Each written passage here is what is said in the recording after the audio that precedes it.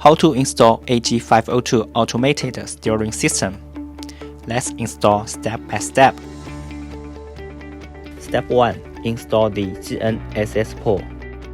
We can pre-install them indoors. Loosen the sliding rod in the groove on the side of the bracket with an Allen wrench and connect the bracket to the sliding rod.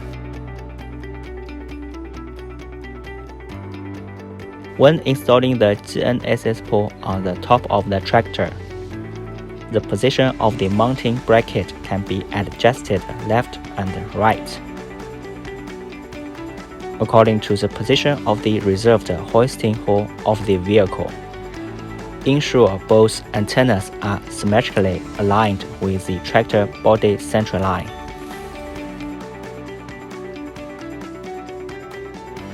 Step 2. Install the electrical steering wheel.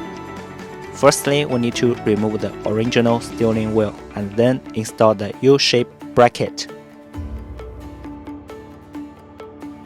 After that, we can lift the cover of the steering wheel, align the motor and the steering wheel and connect them with the screws. Don't forget to put back the steering wheel cover. Then select the suitable spine and install it in the motor. Install the motor on the bearings and fasten them to the bracket with long screws. Step 3. Install the angle sensor.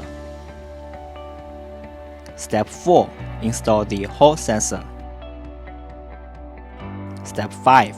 Install 4G and UHF antennas. Step 6. Install the GNSS tablet. We recommend mounting the tablet to the right door armrest of the tractor and then connecting the wires to the tablet by tips.